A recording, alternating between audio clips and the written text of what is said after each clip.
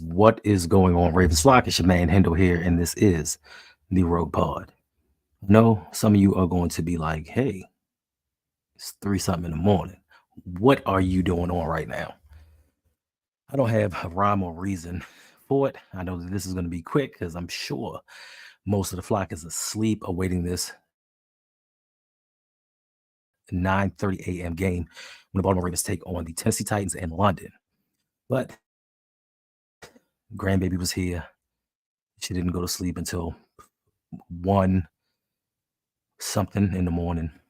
Laid down to go to sleep. I think I fell asleep for approximately 5-10 minutes. Couldn't go back to sleep. I don't know if this is an omen. I don't know if the football gods are trying to tell me something just ain't right. I really don't know. But I just couldn't go back to sleep. So I figured, hey, since I'm up, since I don't know what my day is going to be looking like, I might as well just get on here and stream, talk about the Baltimore Ravens. Maybe this is cathartic and it'll help me get some things out my system. I don't really know. I just know it's 3 in the morning. We got a game in a little over 6 hours. Hopefully, I can get some rest and actually get up and watch it. Hopefully, the grandbaby doesn't wake up and come down here and starts wrecking havoc. But let's get into this because, like I said, ain't nobody gonna be in here. So this is just gonna be quick. I'm gonna run through it. We're gonna get it going. But listen, for those of you who may stop by and are new to the channel, I do a live stream every Sunday, 8 p.m. Eastern, recapping the Ravens games, talk football, basketball, all things sports, but predominantly the Baltimore Ravens. So if you like what I'm doing, please do like and subscribe. If there's anybody out there, I don't know. Am I the only one up? I reach people overseas. I really couldn't tell you. But let's just jump into this real quick. And we're going to be talking about 6 awesome stats and facts Ravens fans will love to know ahead of Week 6 versus the Tennessee Titans. Stat number 1. The Titans and the Ravens have faced each other 26 times. They are tied at 13-13. Now, they're tied 13-13, but the Titans hold the edge in the regular season, 11-10. The Ravens hold the advantage at 3-2 in the playoffs. Now, when we talk about the head-to-head matchups, there are 2 games that particularly come to mind when I think of the Ravens versus the Titans. Yes, first, it is 3 a.m., fam. I could not sleep, but I appreciate you stopping through. So, like I said, there are 2 particular games that pop into my mind. One would be the 2000 AFC divisional playoffs when the Ravens and the Titans were in the old AFC Central. For those of you that don't know, we did not used to have 6 divisions like this. We didn't. We just, once the Jaguars and the Panthers came in, then the Ravens came back, and then Cleveland got a new team. We were the only division, I think, to have 6 teams in it, if I'm not mistaken. I don't know. It was a minute ago, back in 2000, early 2000. So we used to battle with the Tennessee Titans and the Jacksonville Jaguars in the division over and over again. But this game was more memorable to me because it was pretty much the start of the run for the Ravens going to the Super Bowl. Now, in that matchup, the Tennessee Titans had just opened a new stadium. I don't know if it was, I think it was Adelphia, something like that. They opened up a new stadium and they were undefeated in this stadium. Now, they had 2 losses at the end of the season. And can you guess who the team was to beat them twice? The Baltimore Ravens. The first game, we beat them 24-23. I believe Trent Dilfer threw an interception late in that game and then came back and threw the game-winning touchdown to Johnson. What was his name? Wasn't really good, but it was 83. He threw a touchdown and won the game. We met them in the playoffs, beat them 24-10 off a block punt return 90 yards by Anthony Mitchell. More on him later. And Ray Lewis interception off of Eddie George's hands. So we took that, went to the Super Bowl. Good times. Now, the second matchup that is more prevalent to me personally would have to be the 2019 matchup. Hurt me to my heart. This was Lamar's MVP season. This was the year when the Ravens started 2-2, went on a 14-game win streak, and for the first time, possibly since the Ravens came back, this was the year that I thought the Ravens were actually going to go into the season and win the Super Bowl. Like, we beat every team in the NFL. Beat the Bills. We dominated the 49ers. Like, we took every team down.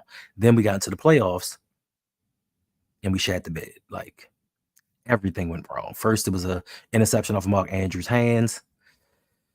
We lost our identity that year. We were the number one team in NFL history as far as rushing yards go. We took over number one, most dominant rushing team in the NFL. During that game, we ran 6 times. 6 times during the game. 3 by Gus Edwards. I don't know what happened. Mark Ingram was injured, so we just abandoned the game plan. Went against Tennessee Titans. Everything just went to hell. I know Lamar Jackson had a total of over 500 yards at the end of the game, but I think that game hurt me to my core.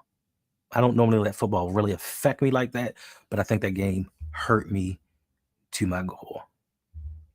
Yes, first. That was the game that he said he was going to break his soul, and he did.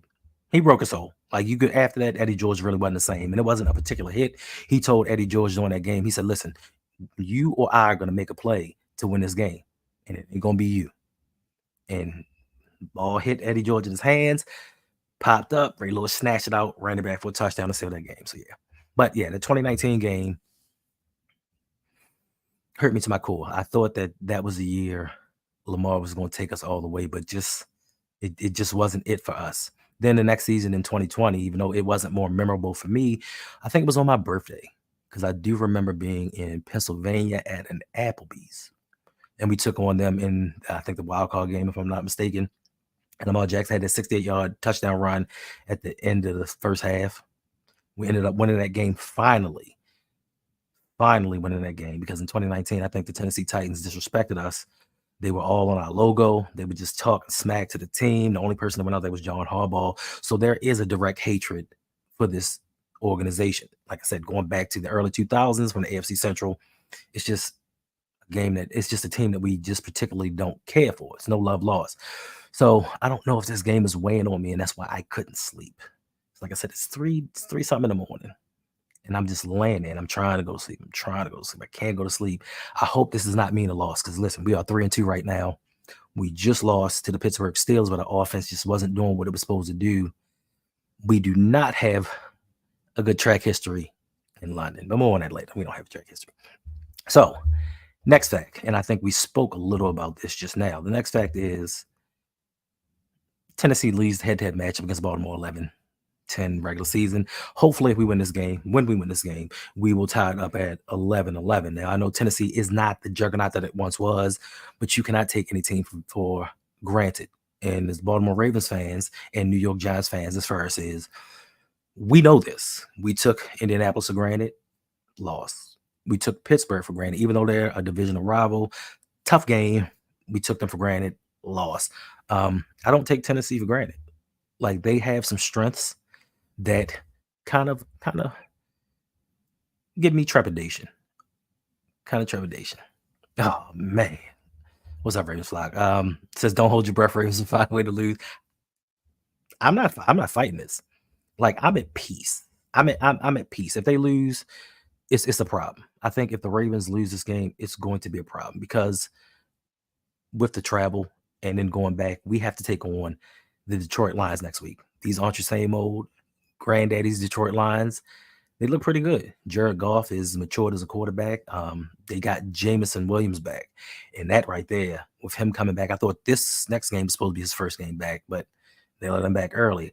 I don't know if we have anybody that can contain him. If he's in shape and they get this connection going, I don't know if they can contain him. So if the Ravens find a way to lose, we might be in trouble, because we could lose the next 2 games if we lose this one and go under 500. Now, we can take a half game lead on the Pittsburgh Steelers if we do win.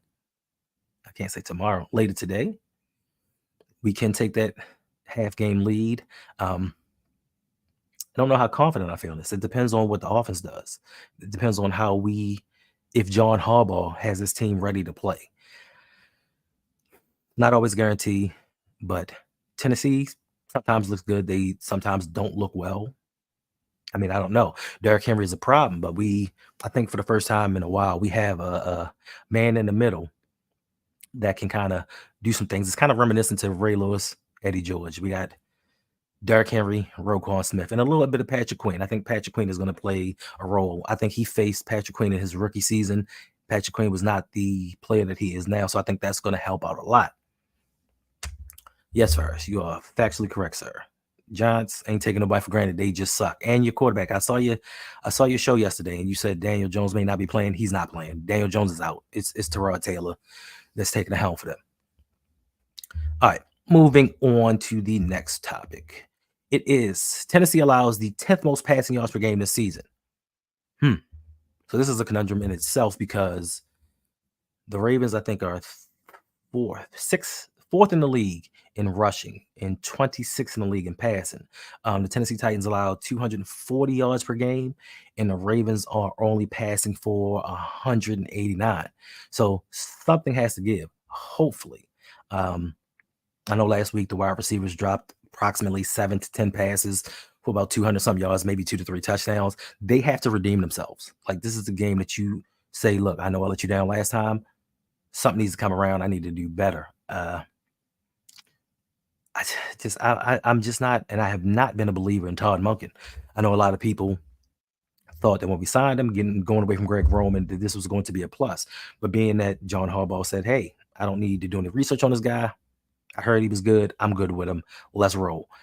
Offense sometimes looks a little bit Greg Romanish when it's not working, when things aren't panning out. They just go back to running Lamar. And I don't think that that's a recipe for success, because it's going to get Lamar hurt. And we've seen the last 2 seasons, you run him too much, you get him hurt in the latter parts of the season. So this is where the rubber meets the road. Are we going to get this passing game together? This is week 6. I know they didn't have any preseason together. I know we have parts that have been missing due to injury, but something has to give. There are teams all over the NFL that have injuries that didn't play together, and the teams are gelling. Like, they're looking a lot better than they did week 1.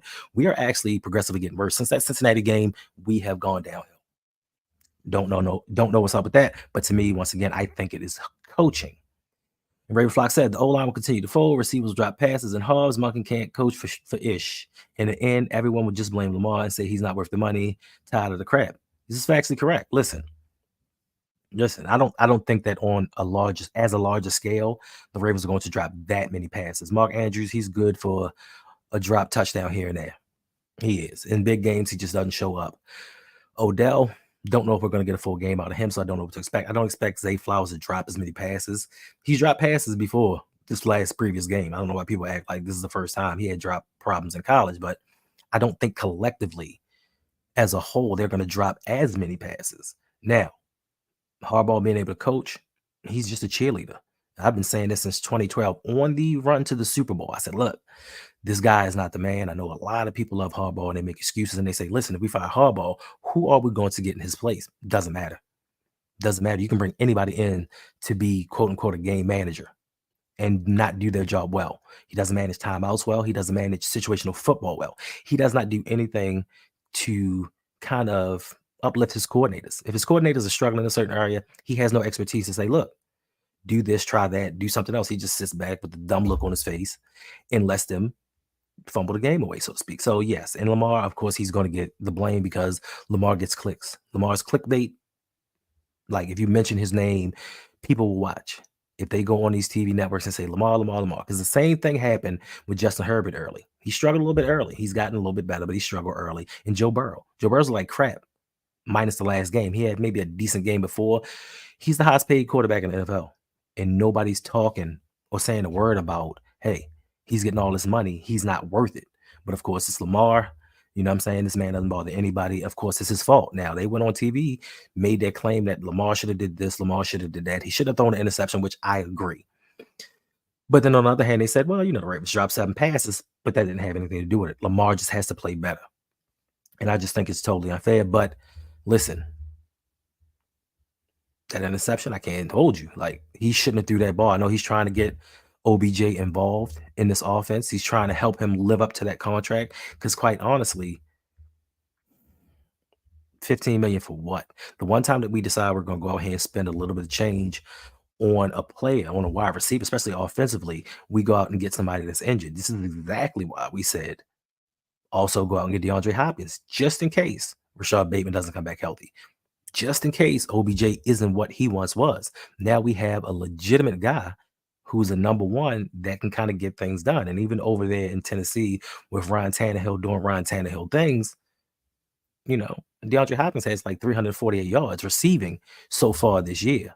And I think that would lead this team if he were over here and having Lamar throwing to him, like you can throw it anywhere with DeAndre Hopkins, like just in his vicinity, he's going to catch the ball. He's not. I think he has the highest catch rate since he's come into the NFL. So if you brought somebody on this team that can actually catch what we have won last week, you damn right. But we didn't because I think DeAndre Hopkins is a little bit too much of an alpha male. And I think that's the issue that Bill O'Brien had with him. That's why Bill O'Brien traded him from Houston to the Arizona Cardinals. And, we don't like alphas over here. John Harbaugh needs guys that just fall in line and do what he says and loses games for us over and over and over again. How about that? All right, next up, it says the Baltimore defense ranks number 3 in points allowed per game. Listen, can't take anything away from it. I know you've heard us say many a time before, defund the defense, and they do their job as far as scoring goes. They do their thing, and I think that scoring would be even better if the offense were up to par, if the offense stayed on the field, if we controlled the time of possession. I think that we would be better defensively. Now, for me, as great as this defense is, situationally, they struggled. The end of the Pittsburgh game, like they held the team to 1 touchdown. Can't take nothing away from that. You hold a team in the NFL, in today's NFL passing league, to 1 touchdown. Hey, but at the end of the game, you go 0 blitz. You leave an injured cornerback that just came back his first game one-on-one with Pittsburgh's most dangerous receiver. So I can't take anything away from that. I know that Tennessee has problems at times scoring points. So I think the defense can hold them. It's just, can we score enough points? Because if I told you before last week the offense would only score 10 points, you told me I was a hater. You'd have been like, yo, Hendo, you're a liar. Like, there's no way with the players that we have on this squad, we're only going to score 10 points that we did. So I think defense can actually shut them down, but can the offense score points? That is the question of the day. Listen, Ravens flock, like you like me, you sound very, very passionate. Very, very passionate. You said it's too late. We wasted Lamar's rookie deal. Our window's closed. I can't say that the window's closed because I don't know how long you've been a Ravens fan, but let's be real. Like, I keep it real. Like, I keep it a buck. 2012. Did I think we had a good team? I thought we had an outstanding team in 2012, even especially coming off of 2011, where we were just a drop touchdown away from going to the Super Bowl. I still didn't think we were going to the Super Bowl in 2012. You know what I'm saying? So I thought our window could have been closed then, but surprises happen. Like, wonders never cease to amaze. Now, I will say they squandered Lamar's rookie deal. They could have gone offensively and got some players to build this team up. This is why I say I have a problem with the Patrick Queen pick. We could have drafted T. Higgins. For ish and giggles, if you think about it, we drafted Kamale Correa, off-ball linebacker from BYU. Tried to move him inside. No, he was inside linebacker. We tried to move him outside. In that same draft, at that same slot, we could have drafted Derrick Henry, and we needed a running back. So, listen, these are some things that this team has just said, we're going to stick to this philosophy. And I think this is why, maybe, just my opinion, Todd Monken may get a little too much of the blame for the offensive struggles, because we have a philosophy here at one winning drive at the Ravens camp. They have a philosophy where they want to run the ball. Like, the passing schemes, listen, the spacing, the route concepts, wonderful. I just don't think that with Harbaugh at the helm, our window is closing, because he has that old school mentality. Keep the games close, win it kicking a field goal. And that's not how you win in today's NFL. And what ends up happening is we make a mistake here and there, and it costs us a game. Instead of being up, and the same thing happened, I hate to say it, with Colorado. They went up 29-0. They didn't keep their throats on their neck. They tried to get cute and lost the game. And I think this happens with the Ravens a lot. Like, we get up a little bit, 10 points, because listen, over the last 2 seasons, we've blown a lot of double-digit leads, even though our defense is ranked 3 in scoring. And I think last season they were top 5 in scoring and yardage. But we've blown a lot of double-digit leads. I don't think that our window is closed. As long as we have Lamar Jackson on this team, there's no way I think the window's closed, because he wills us to wins. It's just that, can the coaching get out of his way? Can John Harbaugh actually say, you know what, I was wrong, let me change a couple things? He pivoted a little bit, because remember when he said at that press conference, I'm not going to beg wide receivers to come here. If you worry about your stats, if you this, that, the third, I don't want you here. He didn't mean that, because he realized once he said that, players didn't want to come here. And if you don't have talent, I don't care how good your coaching is, you're not going to win. And we don't have good coaching. So I don't think that the window is closed. It's closing. because Lamar's getting up there in age. We're wasting his time. Listen, I know a lot of y'all gonna kill me and you love Kyle Hamilton, but at the number 14 pick overall, with 6 fourth-round picks, there's no way we shouldn't have Chris Olave. There's no way we shouldn't have what's the other one? Garrett Wilson. There's no way we shouldn't have Jameson Williams on this team with the 14th overall pick, but we went and got a safety. Now, granted, don't get me wrong, he had a hell of a game where he had his 3 sacks. He's doing well. He's playing decent. Like, he's playing a lot better than I thought that he would. But is that worth a number 14th overall pick? And to me, offensively is where we needed to get that difference maker. At number 14 is where we get that offensive player that's going to help Lamar progress. Because since 2019, we have not helped him out on offense. And you can quote PFF all you want. This offensive line is atrocious, and it has gotten progressively worse year after year. But yet, and still, we expect Lamar to go out here, be Superman, do all of these things, and when he messes up, it's all his fault. But Harbaugh and them never get the blame. EDC, like, I want to make a video, and I think I may, on all of his draft pick busts. Over the last 5 years, I think he's had 43 picks, the most by far in the league. And what do we have to show for it? We have a 4th-year Patrick Queen that's probably going to go to another team. We got Tyler Lindenbaum. I give him that. But what else do we have? Who else have we drafted that's helped this team and is going to help this team in the future? And mad or not, we should have drafted George Pickens in the 2nd round because, of course, Ojabo, he's saying he wants to come back at the end of the year or whenever he can come back, but he's been a bust so far.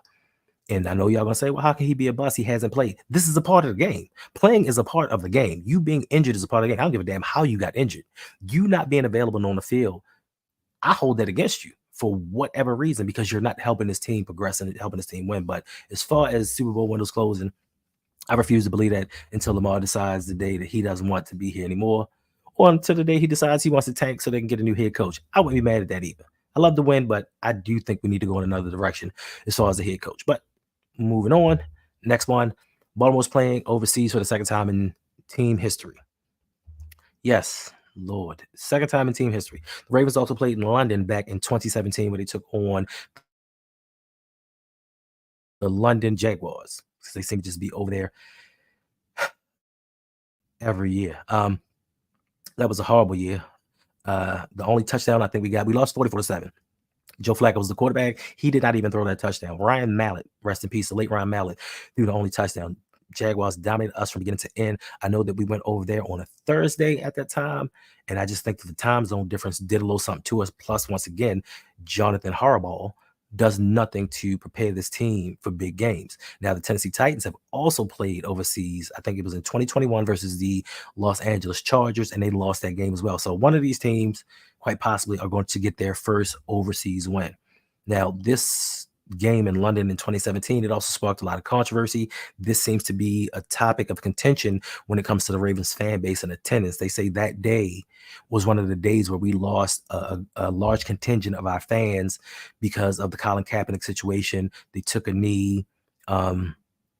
Ravens legend, 2 knees. He came out there and said he wasn't kneeling, he was praying. A lot of things happened, and I think that changed the fortunes as far as financial goes for the Baltimore Ravens. But today, I keep saying tomorrow. It's 3:30 in the morning. Less than 6 hours away.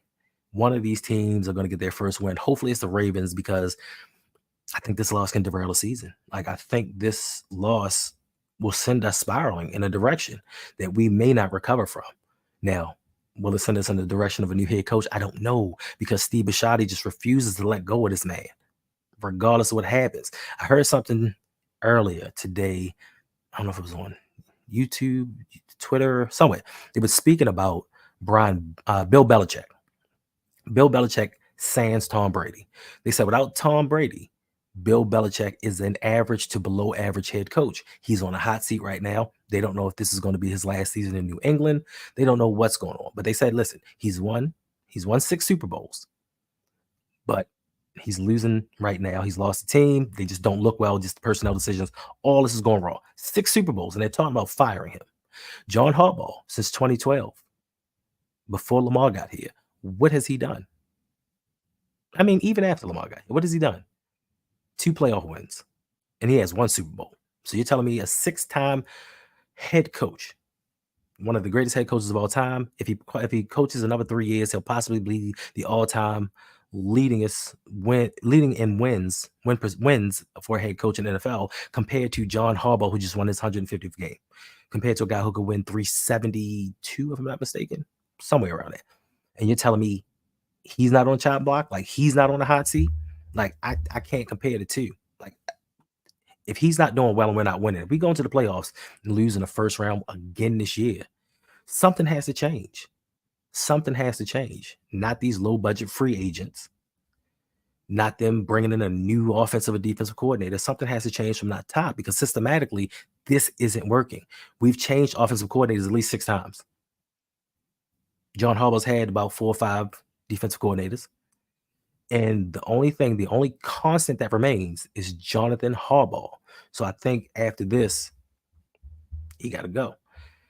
If I'm Lamar, I sit out. No, bruh. Listen, if he sits out after that big contract, the backlash that he's going to get, they're going to say he quit on the team. Listen, this dude was hurt. This dude was injured last year. And they're sitting there questioning him about why he didn't come back for a playoff run. And if you're not a Ravens fan and don't know Lamar, I'm not saying I know him personally, but if you don't know Lamar, he's competitive and he wants to win. I don't think it had anything to do with the contract. Like, he wanted to play. So if he couldn't come in for that and they gave him all that backlash, what you think is going to happen if he sit out right now after signing the contract that he did? I mean, I'm not with the tanking. Like, I want to win every game that we play, but something has to change. And as long as we continue living in mediocrity, we're going to continue to get the same results. I keep saying it over and over again, and everybody says, "Oh, who are we going to get the coach?" Well, hell, look at all these coaches in here. Like, I know that we probably use up the last drop of head coaching juice, and there are no other head coaches out there. But look at the Golden State Warriors, my other team, 4-time champions. Mark Jackson took the team as far as he could take them. Were they winners after he became the head coach? Yes, they were. But were they championship level? Were they a championship level team? No, they were not. So they went out and got Steve Kerr, and Steve Kerr took them to that level that Mark Jackson couldn't take them to. And I think that's the same instance with John Harbaugh. John Harbaugh can get this team to a certain level. He can rah-rah and give them dumbass speeches and just say certain things that don't really matter and lie to the media and lie to the fans. He can get us to the playoffs because we have a great culture as a franchise. We have one of the best quarterbacks in the NFL. So can we make it to the playoffs? Yeah, we can. Can we miss the playoffs? It's a possibility as well. But can we be a championship level team? Not with him coaching.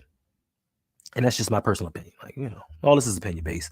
Not stating it as fact, but it's all opinion based. All right.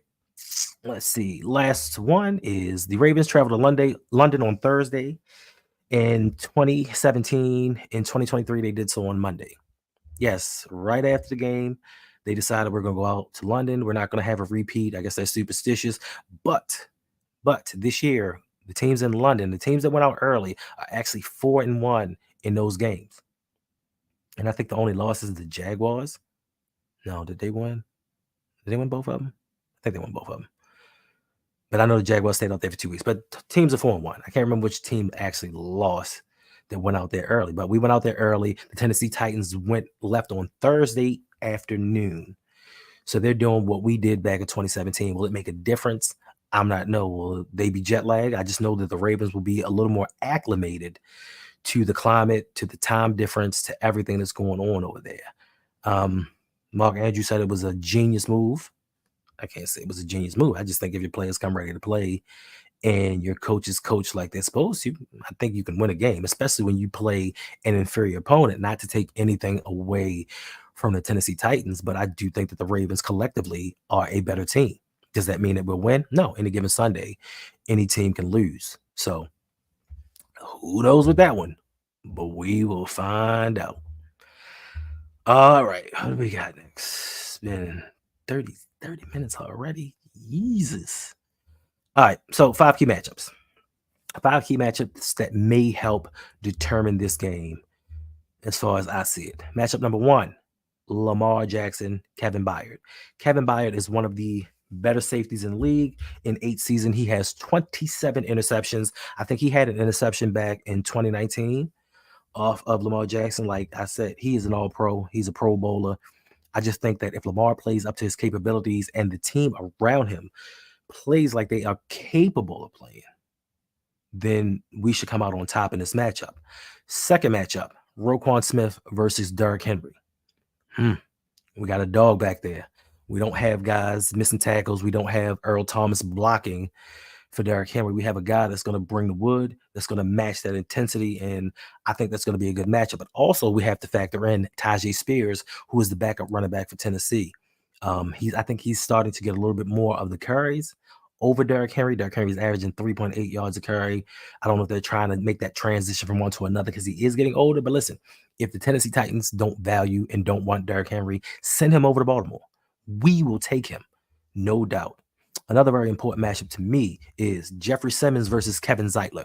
Jeffrey Simmons in his 5 years has 23.5 sacks. I know a lot of people are going to say 23 and a half sacks over a 5-season period is not a lot of sacks, but he is a defensive tackle. He is a game wrecker. We no longer have Marshall Yonder here to shut him down. And Kevin Zeitler's play as of recent is just not been up to par.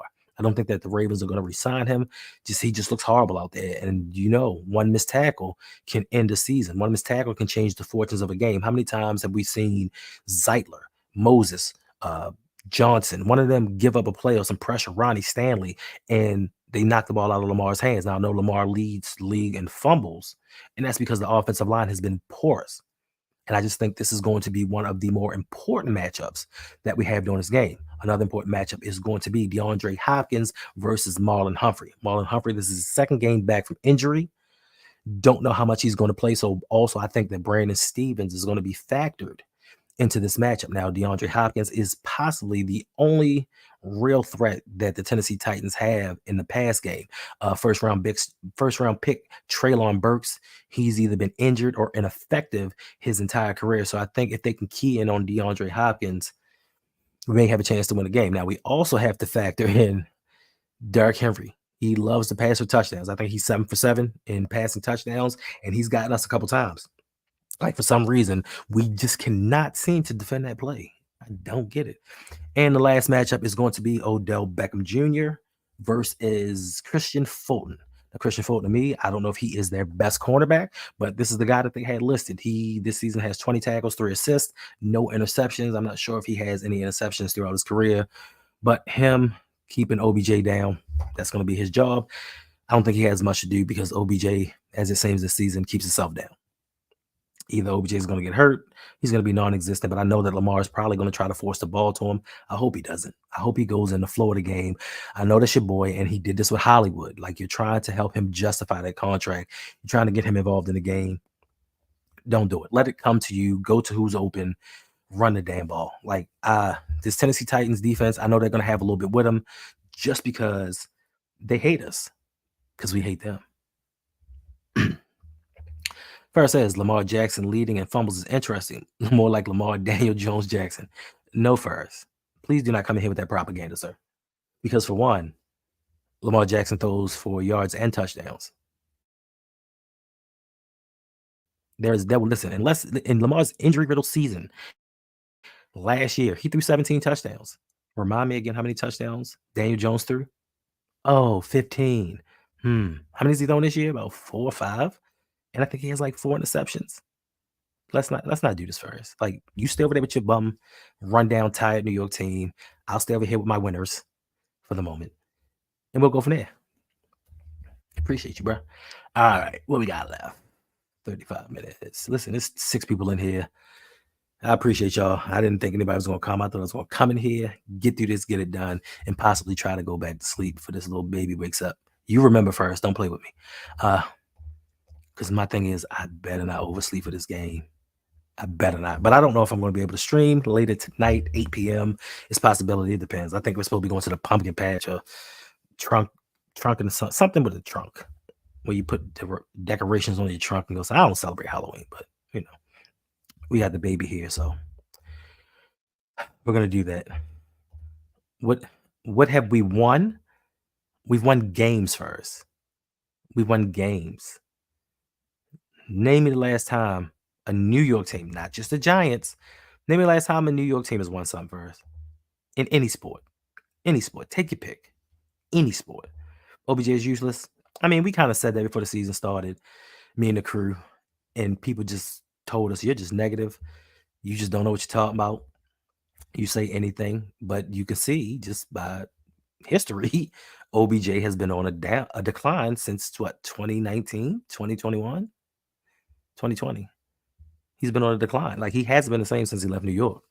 Now he was serviceable in Cleveland his first year, but he just hasn't been the same. And we just thought bringing in a name was going to quiet down the doubters, and everybody was going to say, "Well, we brought in OBJ, we paid $15 million for him," and everybody's going to be like, "Okay, that suffices."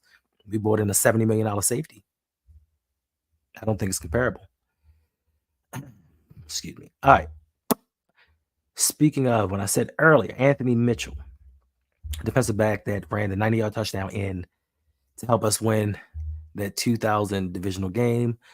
Some great news. Listen, I wish I had this kind of joy in my life, but my kids they on that new kid wave. I don't know. But for the game tomorrow, Anthony Mitchell, if you do not know, his son is Keaton Mitchell. The running back has just been activated to tomorrow's game. So there's a possibility that he can play. And he said, "Hey, let's go, son. Time to show the people who don't know what you can really do." Yes, indeed. Like, we need somebody. Hopefully he can get and play in the game. I don't care if he does much. It's just the joy, and just for a former Raven to have his son play for the team. And I do think that he can help. I think one thing that we're missing is speed. And we know Keaton Mitchell has speed if you watch him during the preseason. I just hope he can get in the game, because I don't trust Melvin Gordon. Melvin Gordon is a fumbler. He has looked good. Like, he's looked a lot better than he has. He's held on to the ball. Can't hold you. Kenyon Drake, we just brought him back just to bring him back as a body. But I think we need to ride Gus Edwards' pause in this run game. Like, listen, if Gus Edwards cannot go, you go with somebody else. So you bring somebody else in. Listen, the trade deadline is October 31st. If Gus Edwards is not up to par and he's injured, we need somebody in that can tote that rock. We need somebody that can take the pressure off of Lamar. Hopefully Keaton Mitchell can do something. Hopefully he plays. I know they said they brought him off they activated him from off of IR. And I think they had to elevate him to the 53-man roster, but they said he's suffering from some injury, so he may not play. It makes no sense to me, but hey, they're doing what they do. Who tore his ACL twice? I mean, listen, and so first, that's my point. He tore his ACL twice. What was it? Twice in a 3-year period? You tell me, would Dave Gettleman have signed him? Would Dave Gettleman have signed a player and said, "Listen, in a 3-year period, you've torn your ACL twice. So, of course, I'm not expecting you to be the player that you are." That's one. Two, teams are offering Odell Beckham $4 million a year. How do you go from offering him $4 million to offering him $15 million with $18 million guarantee, with $18 million being a possibility, $15 million guaranteed? Like, how do you do that? Teams are saying, "Yo, I'll give you $4 million. I don't think that you are what you once were. I'll give you $4 million." Ravens said, "Nope, nope, nope, nope. $15 million right here just to quiet the flock down, just to make Lamar happy." This was a Lamar signing. This was a look, Lamar, we trying to do everything we can for you, instead of going out there getting a real receiver. Because listen, Tyreek Hill, should have got Tyreek Hill. We should have traded for DeAndre Hopkins years ago. We should have gotten Stephon Diggs. Like, there was so many opportunities and so many chances we could have got a real wide receiver. And a lot of people say, "Oh, but what about the salary cap? What about the salary cap?" Other teams don't seem to follow the same rules the Ravens do. Other teams just seem to sign star after star after star. "Oh, we can't do this. This is not Madden. We don't got mad money." Really? Buffalo has mad money. They just re-signed Dawson Knox to a tight end to a new contract. They re-signed, who else did they resign? They signed Leonard Floyd. They signed Von Miller. They signed Josh Allen to an extension. They signed Stephon Diggs to an extension. They signed Ed Oliver, their nose tackle, to an extension. They signed Tre'Davious White to an extension. Who else did they sign? They signed a lot of people. Like, they signed a lot of people. But you're telling me it's mad and we don't got mad money, and that's not how the NFL works. But they seem to sign a lot of people. We seem to be selective in the people that we bring onto this team. And yes, the Saints are the masters at the cap. Whomever their capologist is, we need to bring them to the Ravens. I remember, was it two years ago? 2 years ago, the Saints were 30 million over the salary cap within a 6-day period. 6 days, they went from 30 million over to 70 million under. Cap ain't real, y'all. You get the players that you want to get, but we just don't operate like that. We like to sign I'm going to call them not important positions, but it's what most teams in the NFL don't really deem as important as others. We'll sign those. But when it comes to the skill players, we're not doing it. Offense wins games. Situational defense wins games. But offense, you have to outscore teams. Okay, how good your defense is. Teams are going to score when they want to, for the most part. Just saying. That's right, Ferris. When teams want to win, when teams want you, they will find a way. We just don't want players. Like, we always find money for defensive players. We don't find money for offensive players. But I applaud them for at least going out and getting Odell Beckham. I applaud them. Listen, they tried something. It didn't work. Knew it wasn't going to work. New drafting Ojabo wasn't going to work. New drafted 6 4th-round players wasn't going to work. And none of them was a wide receiver. In a year that we needed wide receivers, we took 6 players in the 4th round. None of them were wide receivers. We didn't even draft a wide receiver in that draft. Make that make sense. You need a wide receiver. And said, we're going to let these young boys cook. And the young boys couldn't cook because young people can't cook. Then the next year, you say, you know what? We need pass rushers. We ain't going to get no pass rushers. We're going to let the young guys cook. And what happened to the young guys? Odafe always been out since week 2. And nobody knows why. They keep saying the ankle, but there's been no real update on him going into week 6. What's going on with him? Odafe Owe, he's been in and out the lineup. Now he's on injured reserve. He's trying to come back for the game. So our 2 main pass rushers that we banked everything on for the season, they aren't here. But you'll sign these other players for these other positions that really don't matter. You know, we'll put a lot of money into defensive tackle. And I understand you need to stop the run, but how many teams are running in the NFL now? How many teams really run the ball like that? Not many. We have $100 million linebacker now. Don't get me wrong. I'm glad we got Roquan on this team. But a lot of people saying re-sign Patrick Queen. I like Patrick Queen. He has progressed more than we thought that he would. But we don't need 2 $100 million off-ball linebackers. Not saying that you can find somebody that can replicate his production, but you can find somebody close. That's a lot cheaper. Now, said this before. If we'd have kept CJ Mosley at $17 million a year, drafted T. Higgins, like, we would be in so many different situations, but I'm not a general manager.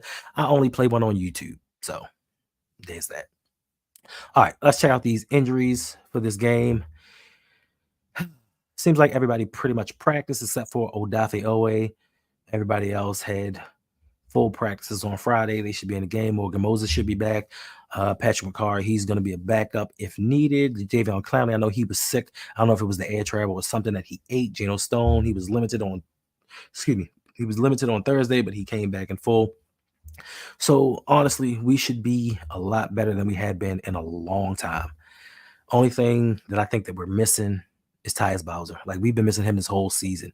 I know they had Jadeveon Clowney kind of trying to play his position. Jadeveon's been a beast. A lot of y'all told us, don't sign Jadeveon Clowney. He's a bust. I said, get him.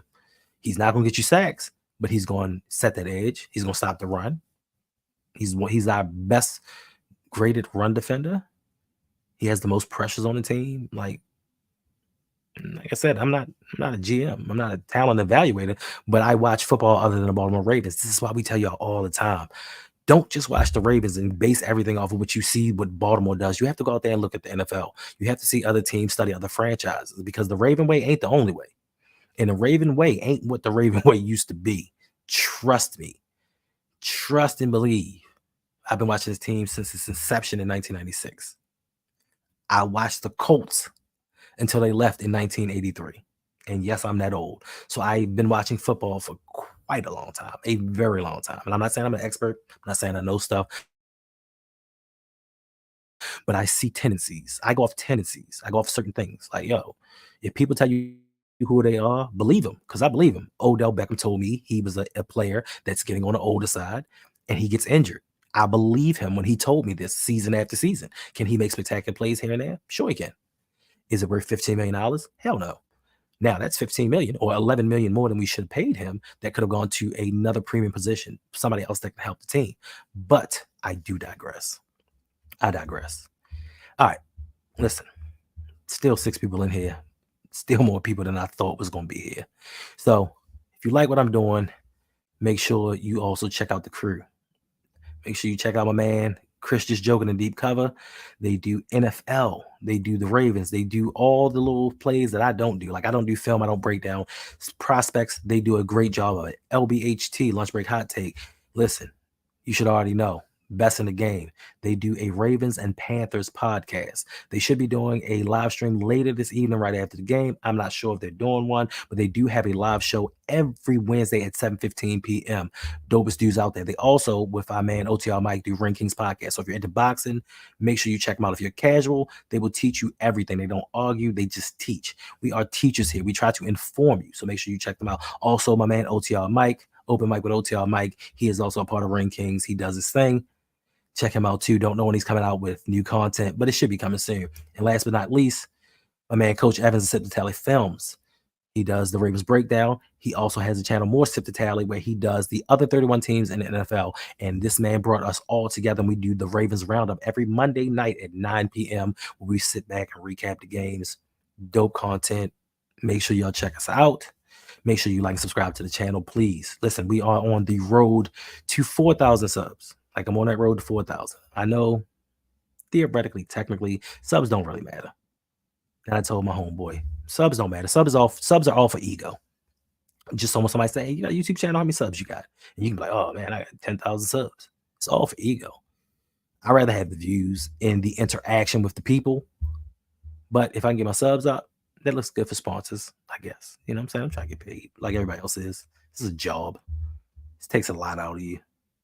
And as you can see, I try to give the people everything that I can. It's 4 o'clock in the morning. I probably got to get up like 2.5 hours, but I'm trying to give the people what they want because I don't know if I'll be able to give it to them later this evening. But if I do, make sure you come back 8 p.m. 8 p.m. every Sunday evening. I do this every Tuesday at 8 o'clock. Me and my man, Mr. Galloway, Electric Relaxation, talk everything hip-hop, especially old school. If you are a music lover, make sure you check us out. I think it's pretty good content. Sometimes Ferris is there too. I don't know if he's going to be there permanently. It's another thing. Also, I have a channel, Game of Tones. Just came out with the channel, Game of Tones, where I take the lyrics of your favorite music and I give it a Game of Thrones type feel to it. So make sure you check that. That's a brand new channel. I'm trying to build something here. Also, coming in the future, I am creating a website. So if you are a aspiring YouTuber, if you have a small business, if you're trying to go, I'm trying to put together a venue of like-minded people, and it's going to be limited spaces because I really want it to be an intimate gathering of people that are really trying to help other people and not people just looking for themselves. So it's going to be a website where we get together, give each other ideas, help each other with content, help each other with business models, because I know some people in the business realm, and we're just going to try to grow. So be on the lookout for that. Also, if you want to sign up to the Patreon, patreon.com/RouG, it's going to be linked in the description.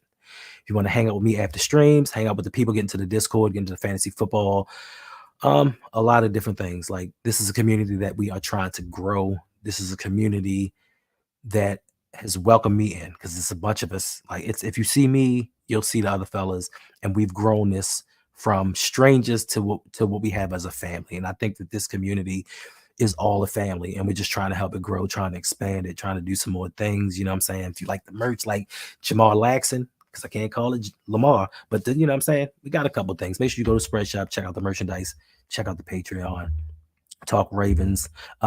I have another channel that I'm about to get up off the ground because most of us are multifaceted. Like, we know more than sports, we know more about life.